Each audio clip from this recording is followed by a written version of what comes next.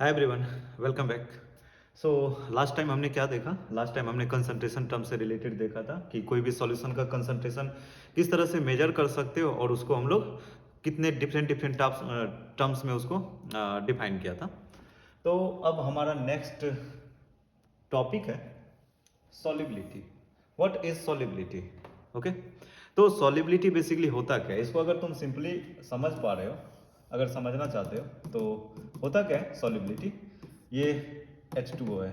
Okay, इसमें हमने क्या किया, कोई भी solute particle, any solute particle को डिसॉल्व करो। कितना डिसॉल्व कर सकते हो? मैक्सिमम से maximum amount solute particle solvent में डिसॉल्व करो, that is called solubility. Okay, maximum से मैक्सिमम सॉल्यूट डिसॉल्व करना है। ओके, तो इसको हम लोग फर्दर डिफाइन कर सकते हैं, the maximum amount of solute which can be dissolve in the specific amount of solvent at constant temperature to form a saturated solution. Okay, so one term is saturated solution. What is saturated solution? So saturated solution simply ये क्या है कि maximum से maximum solute तुम solvent में dissolve कर सकते हो, that is called saturated solution. अब solute तो solvent में dissolve किया maximum, अब उसके बाद थोड़ा सा भी extra solute डालोगे ना इसमें, थोड़ा सा भी एक्स्ट्रा सॉल्यूट, तो ये प्रिसिपिटेट फॉर्मेशन होना स्टार्ट हो जाएगा। डेट मीन्स कि मैक्सिमम से मैक्सिमम जिस पॉइंट पे प्रिसिपिटेट फॉर्मेशन से पहले वाला सॉल्यूशन है, that is called saturated solution. Okay, तो ये हो गया हमारे पास सॉलिबिलिटी का डेफिनेशन। अब ये है कि सॉलिबिलिटी कितने पार्ट्स, किस किस वजह से इफेक्ट हो सकता है, सॉलिबिलिटी को इफेक्ट करने वाला क्या क्या फैक्टर्स है। Okay, so we can write factors affecting the solubility. Also we can say solubility is affected by, solubility is affected by, अब ये solubility किस किस पॉइंट पे अफेक्ट करेगा? ओके, सो फर्स्ट हमारे पास है nature of solvent, nature of solvent and solute, nature of solvent and solute. Okay, date means कि solute का नेचर क्या और सॉल्वेंट का नेचर क्या, इस पे भी डिपेंड करेगा। ओके, सो नेक्स्ट है temperature, it is also effected by temperature, it is also affected by temperature. And third is pressure, third is pressure. Okay, तो बेसिकली थ्री टाइप पे ये इफेक्ट करेगा, first nature of solute and solvent, second temperature and third is pressure. Okay, तो solubility हमारे syllabus में दो है, एक solubility of solid in liquid, next है solubility of gas in liquid. Okay, so next हम लोग आते हैं solubility, solubility of solid in liquid. Okay, solubility of solid in liquid, basically ये भी कितने फैक्टर्स पे डिपेंड करेगा, वही थ्री फैक्टर्स आएगा। तो फर्स्ट हमारे पास ये फैक्टर्स हो जाएगा क्या, nature of solvent and solute. तो nature of solvent, nature solvent और सॉल्यूट दोनों का डिपेंड करेगा, एक पोलर सॉल्वेंट होता है, एक नॉन पोलर, सिमिलरली सॉल्यूट भी उस टाइप का होगा, पोलर सॉल्यूट और नॉन पोलर सॉल्यूट। ओके, सो एक ये वर्ड याद रखना, like dissolves like, like dissolves like, date means कि पोलर वाले पार्ट को पोलर में डिजॉल्व करोगे और नॉन पोलर वाले पार्ट को नॉन पोलर में डिजॉल्व करोगे। तो इसको हम लोग लिख सकते हैं, इसको हम लोग लिख सकते हैं, क्या लिखोगे, polar, polar solutes are dissolves in polar solvent and non-polar solute dissolve in non-polar solvent.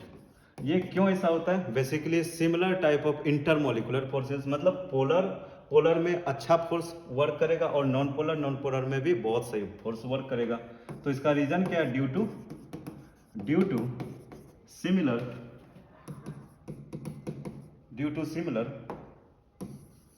Intermolecular, due to similar intermolecular, due to similar intermolecular forces. Okay, तो ये तो हो गया हमारे पास लाइक डिजॉल्व। लाइक सपोज कोई भी पोलर सॉल्वेंट है तो उसको तुम्हें पोलर सॉल्यूट के साथ ही कंबाइन करना पड़ेगा। एक तो ये हो गया। अब नेक्स्ट एक और है, next effect is effect of temperature. Next is effect of temperature. देखो ये भी बहुत मेजर, सॉलिबिलिटी पे बहुत मेजर इफेक्ट करता है कि टेम्परेचर चेंजेस करने से भी सॉलिबिलिटी चेंज होगा। ओके, तो यहाँ पे देखो हमने लिखा भी है कि solubility of solid in a liquid is affected by the temperature change. That means temperature change करोगे तो सॉलिबिलिटी चेंज होगा। ओके, अब ये बात है कि टेम्परेचर यहाँ पे आ रहा है, इसका मतलब टेम्परेचर जैसे ही वर्ड आया ना तो तुम्हारे पास दो टाइप का रिएक्शन माइंड में आना चाहिए। कौन कौन सा? फर्स्ट इज एक्सोथर्मिक रिएक्शन और दूसरा है endothermic reaction. Okay, so first is exothermic.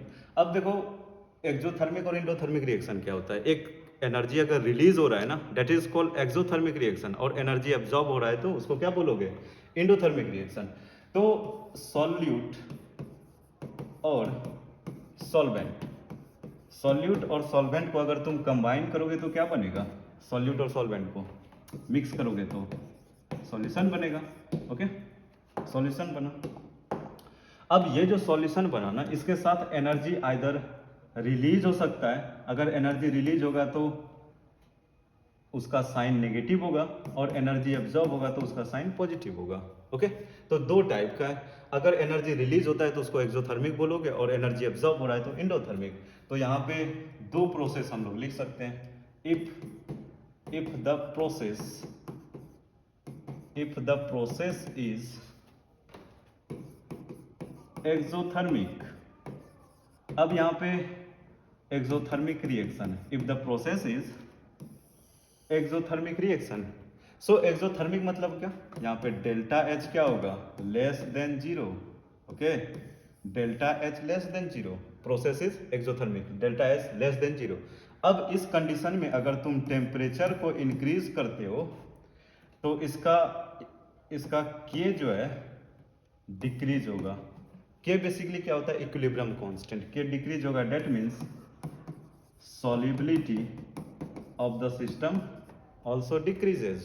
Okay, तो first factor always remember, temperature increases, equilibrium constant decreases, solubility decreases. So हम लोग इन दोनों के बीच एक रिलेशन देख सकते हैं। If reaction is exothermic, then on increasing temperature solubility of the reaction is decreases. Okay, now come to second type is what? If the process is endothermic. Okay, if the process is endothermic reaction. Okay, अब endothermic reaction में क्या होगा? Endothermic reaction में delta H क्या हो जाएगा? बोलो, अरे क्या होगा?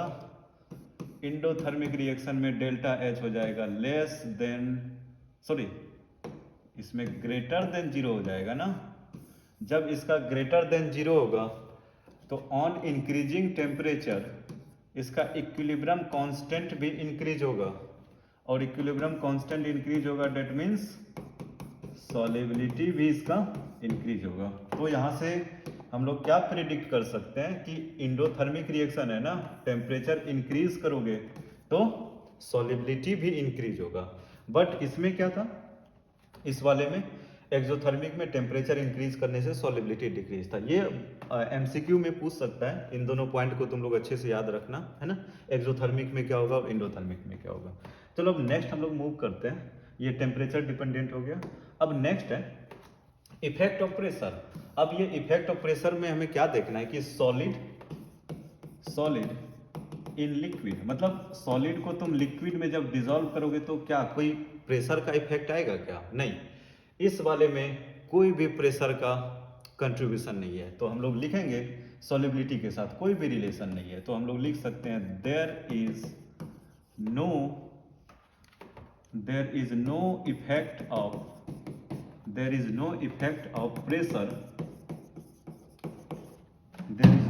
Of pressure on solubility. Okay, तो सॉलिबिलिटी पे कोई भी इफेक्ट नहीं आएगा। किस वो सॉलिबिलिटी किस टाइप का होना चाहिए, सॉलिड इन लिक्विड। तो बेसिकली हमने अभी 3 चीजें देखा कि सॉलिड इन लिक्विड में क्या क्या, फर्स्ट लाइक डिजॉल्व लाइक, मतलब solvent polar solvent polar solute polar solvent में डिजॉल्व करोगे, non polar solute non polar solvent में डिजॉल्व होगा। सेकंड था टेम्परेचर, टेम्परेचर में क्या था याद करो, exothermic, delta H less than 0, temperature increase करोगे सॉलिबिलिटी डिक्रीज होगा। और उसका सेकंड प्रोसेस था endothermic, means delta H greater than 0, temperature increase करोगे सॉलिबिलिटी इंक्रीज होगा। अब लास्ट तो प्रेशर पे कोई इफेक्ट नहीं है। तो ये 3 इंपॉर्टेंट पॉइंट था, इसको अच्छे से एक्सप्लेन भी तुम कर सकते हो अगर एग्जाम में पूछा गया तो चलो इस पे एक क्वेश्चन करते हैं।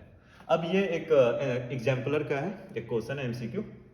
यहाँ पे पूछा है, देखो क्वेश्चन फर्स्ट रीड करो क्या बोल रहा है कि the maximum amount of solid solute that can be dissolve in the specific amount of A given liquid solution does not depends upon, अभी जस्ट हमने देखा क्या, solid in liquid, solid in liquid में क्या क्या चीजें इफेक्ट किया था, solvent, nature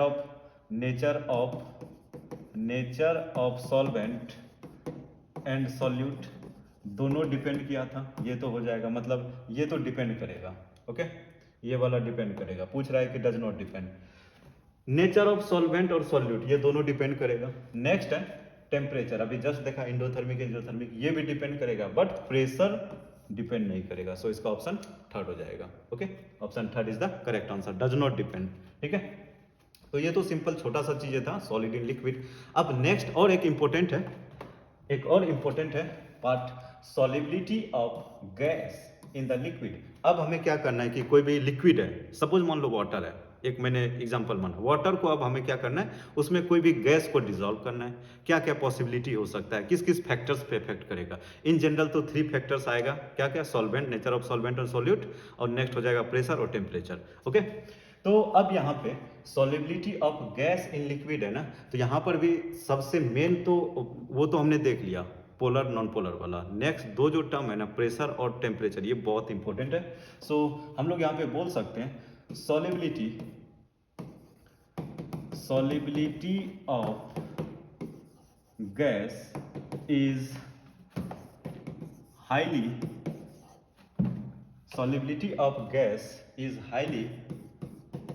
affected by pressure and temperature, highly affected by pressure and temperature, okay।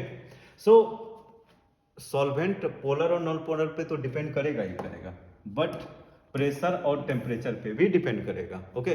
तो इसको एक्सप्लेन किया था, गैस को इन लिक्विड में सॉलिबिलिटी को इंक्रीज करने के लिए इसको फर्स्ट टाइम एक्सप्लेन किया था हेनरी साइंटिस्ट ने, और उसी का एक लॉ है that is called Henry's law.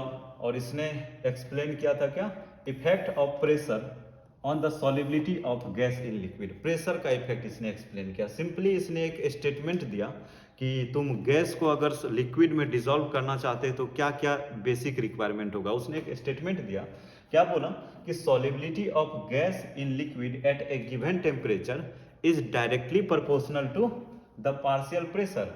मतलब अगर तुम्हें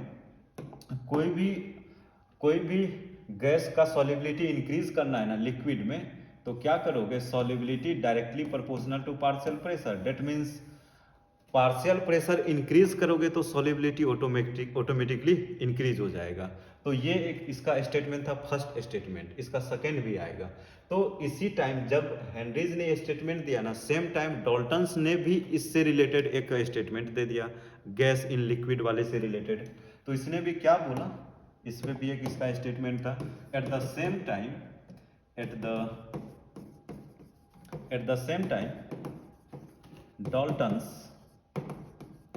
Daltons also said,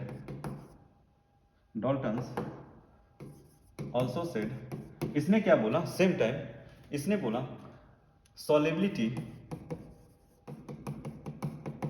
solubility of a gas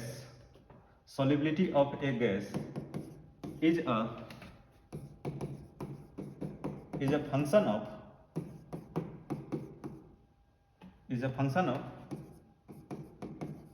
partial pressure. Same time पे सेम ये स्टेटमेंट किसने दिया? डाल्टन्स ने। इसने बोला कि सॉल्युबिलिटी जो है ना पार्शियल प्रेशर का फंक्शन होगा, मतलब वही कि ये जो सॉल्युबिलिटी है फंक्शन किसका होगा? पार्शियल प्रेशर का। डेट मीन्स क्या कि तुम अगर पार्शियल प्रेशर इंक्रीज करोगे तो सॉल्युबिलिटी इंक्रीज होगा, मतलब दोनों टाइम सेम दिया। तो हेनरीज ने फिर से इक्वेशन को मॉडिफाई किया, तो ये रहा इसका, सॉरी इसने फिर से हेनरीज ने इक्वेशन को मॉडिफाई किया, तो उसने मॉडिफाइड इक्वेशन लिखा। मॉडिफाइड इक्वेशन क्या था? Modified statement, modified statement. तो हेनरीज ने इसको मॉडिफाई किया। किसने किया? हेनरी ने। हेनरीज ने एक स्टेटमेंट को मॉडिफाई किया उस वाले को, और फाइनली इसने क्या बोला कि partial pressure of a gas in vapour pressure is directly proportional to the mole fraction of the gas. तो इसने फाइनली एक न्यू स्टेटमेंट दिया, partial pressure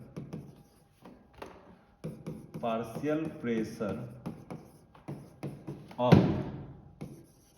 gas in vapor phase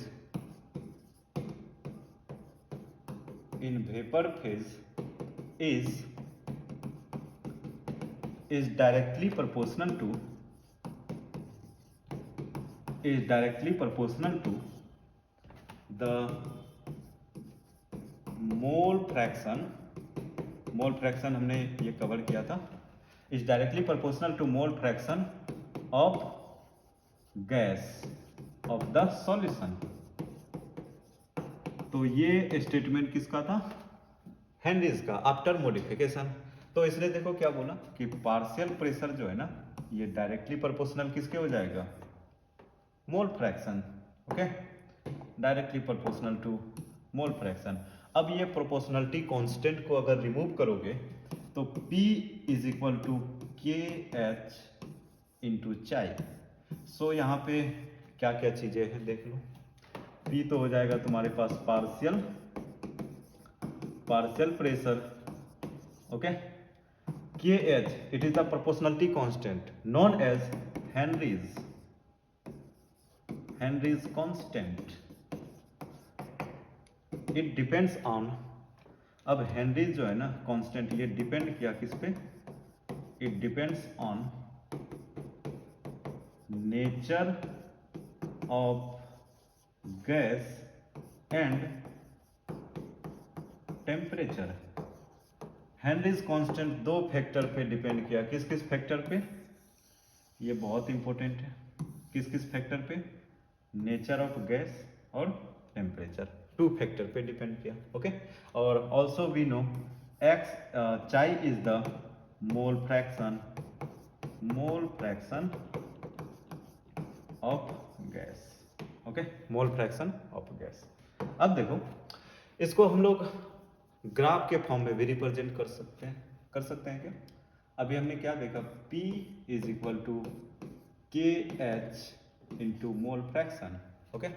अब अगर प्रेशर वर्सेस मोल फ्रैक्शन के बीच अगर तुम graph बनाओगे, प्रेशर वर्सेस मोल फ्रैक्शन, तो कुछ ग्राफ इस तरह का दिखेगा। सपोज हमने y एक्सिस पे प्रेशर को रखा है और x एक्सिस पे मोल फ्रैक्शन को रखा है, तो ये तो कांस्टेंट है, ये स्लोप के फॉर्म में वर्क करेगा, तो इसका ग्राफ कुछ इस तरह से होगा, एकदम ओरिजिन से जाएगा स्ट्रेट लाइन, और इसका स्लोप का नेम क्या हो जाएगा? KH। So this is the graph between partial pressure and mole fraction, okay. तो यहाँ पे कुछ और स्टेटमेंट में लिखता हूँ कि KH तो ये टेम्परेचर डिपेंडेंट है, टेम्परेचर डिपेंडेंट, ये टेम्परेचर पे डिपेंड करेगा, ओके, टेम्परेचर पे डिपेंड करेगा। बट सॉल्युबिलिटी में क्या इफेक्ट आएगा? तो इसके अकॉर्डिंग टू हेनरीज कांस्टेंट, अगर तुम टेम्परेचर को इंक्रीज करते हो तो KH भी इंक्रीज होगा, okay. Means Henrys constant increase होगा और सॉल्युबिलिटी डिक्रीज होगा। ये जो स्टेटमेंट है बहुत इंपॉर्टेंट है, इसको अच्छे से याद रखना। On increasing temperature Henry's constant also increases and solubility decreases। Okay. और स्टार्टिंग में याद करो, स्टार्टिंग में क्या था हेनरीज का statement, partial pressure directly proportional to solubility, मतलब पार्शियल प्रेशर ये सॉल्युबिलिटी के भी प्रोपोर्शनल है। अगर तुम पार्शियल प्रेशर इंक्रीज करते हो, सॉल्युबिलिटी क्या हो जाएगा, ये भी इंक्रीज होगा। ओके, ये रहा इसका स्टेटमेंट। ठीक है, तो ओवरऑल यही है, इसमें ज़्यादा कुछ और चीज़ें नहीं है। एक इस पे हम लोग क्वेश्चन करते हैं कि हेनरीज लॉ का किस टाइप का क्वेश्चन आ सकता है। तो ये देखो एक एनसीईआरटी का ही मैंने क्वेश्चन रखा है, इन टेक्स्ट का क्वेश्चन है। तो यहाँ पे हमें क्या चाहिए, हेनरीज कांस्टेंट चाहिए। तो देखो इसमें इस क्वेश्चन में बोल क्या क्या रहा है कि calculate the Henrys constant if H2SO gas is a toxic gas with rotten egg like smell is used for the qualitative analysis. Okay, ठीक है। The solubility of H2S in water at STP is a 0.195 m। तो अब देखो ये 0.195 m का meaning क्या है, 0.195 small m है। अब देखो कंसंट्रेशन टर्म अगर तुम्हें याद है तो वहां से तुम बोल सकते हो कि ये m क्या है, बेसिकली m ये है मोलालिटी। अब 0.195 ये तुम्हारे पास मोलालिटी हो गया, और इसको हम लोग डिफाइन किस तरह से कर सकते हैं, ये जो क्वांटिटी है ये तुम्हारे पास इस पार्ट को तुम क्या बोलोगे, ये सॉल्यूट के लिए रिप्रेजेंट होगा, और ये क्या होगा। अब मोलालिटी को डिफाइन करो, number of moles of solute present in 1 kg solvent. तो ये जो होगा, ये तुम्हारे पास डिजिट जो दिख रहा है, ये चीजें किसको रिप्रेजेंट करेगा, मोल्स को। तो हम लोग इसको बोल सकते हैं 0.195 मोल of H2S, okay, present in H2S यहाँ पे सॉल्यूट हो जाएगा, प्रेजेंट इन 1 kg सॉल्वेंट, मतलब सॉल्वेंट यहाँ पे क्या हो जाएगा, H2O। तो इस स्टेटमेंट से हमें दो चीजें आ गया, मोल ऑफ H2S कितना आ गया, 0.195 मोल आ गया, ओके, और वेट आ गया, वेट कितना आ गया H2O का, वेट H2O का डेट इज सॉल्वेंट 1000 ग्राम। अब यहाँ पे क्वेश्चन में पूछा है हेनरीज कांस्टेंट। अब देखो हेनरीज कांस्टेंट निकालने के लिए हमने partial pressure is equal to क्या देखा था, KH into X, that is called mole fraction. तो KH is equal to partial pressure by mole fraction. अब देखो मोल फ्रैक्शन हमें नहीं पता है और पार्शियल प्रेशर भी नहीं पता है, बट यहाँ पे STP लिखा हुआ है। अब तुम्हें पता है कि ये क्या है, स्टैंडर्ड टेम्परेचर और प्रेशर। इस कंडीशन पे एटमॉस्फेरिक प्रेशर कितना होता है, इस कंडीशन पे एटमॉस्फेरिक प्रेशर 1 atm होता है, ओके। तो हमें पार्शियल प्रेशर भी आ गया, पार्शियल प्रेशर कितना है 1 atm। अब हमें चाहिए मोल फ्रैक्शन, ओके। तो मोल तो हमारे पास मोल फ्रैक्शन किसका चाहिए, H2S, मतलब सॉल्यूट का मोल फ्रैक्शन चाहिए। तो मोल हमें दोनों का आना चाहिए, किसका, मोल ऑफ H2S और mole of solvent that is water. तो मोल तो गिवन है, ये तुम्हारे पास देख पा रहे हो अगर तुम, तो मोल तो H2S का गिवन है। अब इसका मोल निकालते हैं वाटर का कैसे मोल निकालोगे, मोल ऑफ H2O कैसे निकालोगे, गिवन वेट 1000 है, बाई मोलिकुलर वेट, वाटर का मोलिकुलर वेट 18 होता है, okay, molecular weight of water is 18। तो ये हो जाएगा तुम्हारे पास 55.55। तो मोल आ गया दोनों का, सॉल्यूट और सॉल्वेंट दोनों का मोल आ गया। अब यहाँ से मोल फ्रैक्शन निकाल सकते हैं क्या, हाँ बिल्कुल हम लोग निकाल सकते हैं। मोल फ्रैक्शन किस तरह से होगा, मोल फ्रैक्शन क्या हो गया, मोल फ्रैक्शन निकाल सकते हैं, कैसे निकालोगे, मोल फ्रैक्शन ऑफ H2S, इसका फार्मूला क्या हमने देखा था, mole of H2S by total mole, मतलब mole of H2S plus mole of H2O total mole, that is called mole fraction. तो सभी का मोल हमें पता है, जस्ट पुट कर दो 0.195 बाय 0.195 प्लस 55.55। तो इसको डिवाइड करोगे तो 0.195 और डिवाइडेड बाय, इन दोनों को ऐड करोगे तो 55.745 होगा, और इसको जब कैलकुलेट करोगे ना तो इसका वैल्यू आएगा 0.0035। तो मोल फ्रैक्शन किसका आ गया, H2S का, मोल फ्रैक्शन H2S का। अब ये मोल फ्रैक्शन यहाँ पे रख दो ना, मोल फ्रैक्शन यहाँ पे रख दो, ओके, मोल फ्रैक्शन यहाँ पे रख दो, क्या हो जाएगा 1 बाई मोल फ्रैक्शन 0.0035, अब तो मोल फ्रैक्शन का कोई भी यूनिट नहीं होगा, ये प्रेशर था और ये प्रेशर का यूनिट हो जाएगा एटीएम। इसको डिवाइड कर लेना, आई गेस इसका वैल्यू आता है 284 समथिंग आएगा, इसको देख लेना एक बार। ओके, तो ये हमारे पास आ गया के एच, हेनरीज कांस्टेंट। ओके, तो इस टाइप का कुछ क्वेश्चंस आएंगे, इस पे कुछ सवाल इस तरह से कर सकते हो। वैल्यू दे कुछ गिवन रहेगा, सारा चीज़ें क्वेश्चन में ही चीज़ें गिवन होगा, जस्ट तुम्हें देखने के लिए आना चाहिए क्या गिवन है और क्या निकालना है ना। तो इस तरह से प्रॉब्लम को हम लोग सॉल्व कर सकते हैं। ये रहा सॉल्यूशन। ठीक, नेक्स्ट इस पे देखते हैं, नेक्स्ट क्या है, एप्लीकेशन। नेक्स्ट है एप्लीकेशन ऑफ हेनरीज लॉ। देखो ये एप्लीकेशन बहुत ईजी है, अगर इसको हेनरीज का अगर कॉन्सेप्ट माइंड में है तो एप्लीकेशन बहुत ईजी है। कॉन्सेप्ट क्या क्या हमें माइंड में रखना है, फर्स्ट टेम्परेचर, टेम्परेचर इंक्रीज करोगे तो सॉलिबिलिटी डिक्रीज होगा, ये माइंड में फिक्स कर लो according to Henry's constant. Next है प्रेशर इंक्रीज करोगे तो क्या होगा, सॉलिबिलिटी भी इंक्रीज होगा। ओके, अब देखो फर्स्ट क्या है, first application, application number first. अब सॉलिबिलिटी ऑफ CO2 सभी को पता होगा, कोल्ड ड्रिंक, सोडा वाटर सभी यूज करते हो, पीते हो, है ना, समर के टाइम। तो बेसिकली जैसे उसका बोतल का सील ओपन करते हो तो गैस बूम से निकलता है, क्या वो कौन सा गैस होता है, CO2 होता है। उसको हाई प्रेशर पे वाटर में मीन्स लिक्विड में डिसॉल्व किया जाता है, that is called solubility of CO2 in soft drink. वो भी एक एप्लीकेशन हो गया कि मतलब प्रेशर जितना इंक्रीज करोगे सॉलिबिलिटी उतना इंक्रीज होगा, है ना। CO2 और ज़्यादा सॉल्युबल होगा अगर तुम क्या करोगे, हाई प्रेशर मतलब प्रेशर इंक्रीज करोगे। नेक्स्ट है scuba diving, scuba divers. Basically ये क्या है कि तुम ऑक्सीजन को इनहेल करने के लिए अगर तुम वाटर के अंदर जाते हो तो तुम्हें डेफिनेटली ऑक्सीजन की रिक्वायरमेंट होगा, तुम एक ऑक्सीजन का सिलेंडर लेके जाते हो, अंदर जाते हो। अब जैसे ही वाटर के अंदर जाते हो ना तो वहाँ पे क्या हो जाता है, वहाँ पे प्रेशर बहुत ज़्यादा इंक्रीज होता है, जो एटमॉस्फेरिक प्रेशर है उससे भी ज़्यादा इंक्रीज होगा। डेट मीन्स कि वाटर भी तुम्हारे बॉडी पे प्रेशर लगा रहा है और तुम ऑक्सीजन को इनहेल कर रहे हो। ऑक्सीजन क्या है, गैस है। ऑक्सीजन का जब इनहेल कर रहे हो ऊपर से तुम्हारे बॉडी पे बहुत सारा प्रेशर पड़ रहा है, तो हमें पता है कि pressure directly proportional to solubility. Okay, so जितना ज़्यादा प्रेशर इंक्रीज होगा ना हमारे बॉडी में, ये जो ऑक्सीजन है उतना ज़्यादा सॉल्युबल हो जाएगा, है ना। ये देखो उतना ज़्यादा सॉल्युबल होगा और फिर बाद में जैसे ही एटमॉस्फेरिक प्रेशर में आओगे तो वो बॉडी में जो सॉल्युबल गैस है वो प्रॉब्लम क्रिएट होगा, है ना, नसें पेन होगा। तो इस पॉइंट को एक बार देख लेते हैं। Scuba divers must cope with the high concentration of dissolved gas while breathing air at the high pressure underwater। बहुत ज़्यादा प्रेशर होता है अंडर वाटर में, है ना, तो वो लोग क्या यूज़ करता है, गैस यूज़ करता है सर्वाइव करने के लिए। Increase pressure increases the solubility of atmospheric gas in the blood. जैसे प्रेशर इंक्रीज होगा ब्लड में भी सॉलिबिलिटी इंक्रीज होगा गैस का।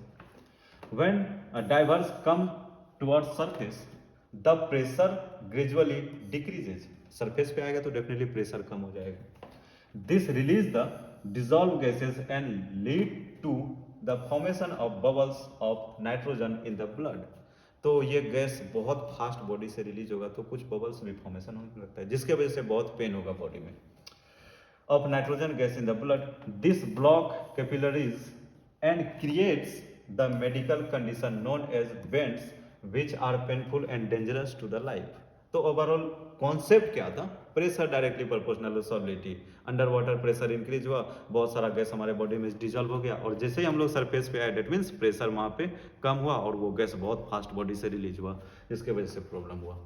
अब एक थर्ड हमारे पास एप्लीकेशन है। थर्ड एप्लीकेशन क्या है, हाई एल्टीट्यूड। बेसिकली क्लाइंबर जो होता है, ट्रैकिंग करने वाले पर्सन, वो बहुत टॉप हाइट पे जाते हैं, पहाड़ों पे जाते हैं। और तुम्हें पता है कि जो हमारा एटमॉस्फेयर है उसका प्रेशर 1 एटमॉस्फेरिक प्रेशर है और तुम जैसे ही ऊपर जाओगे मतलब सरफेस से ऊपर जाओगे डेट मीन्स क्या, आकाश में जाओगे, एटमॉस्फेयर में जाओगे, ठीक है, तो वहाँ पे प्रेशर क्या होता है, प्रेशर धीरे धीरे कम होने लगता है। जैसे भी वहाँ पे प्रेशर कम होगा ना, देखोगे तुम्हें ज़्यादा सुनने को मिलेगा कि ब्रीदिंग प्रॉब्लम आने लगता है। क्यों, क्योंकि तुम्हारे बॉडी में ऑक्सीजन का सॉलिबिलिटी कम हो जाता है। वाई, बिकॉज जब तुम टॉप पे जाते हो ना तो वहाँ पे प्रेशर क्या हो जाता है, कम हो जाता है।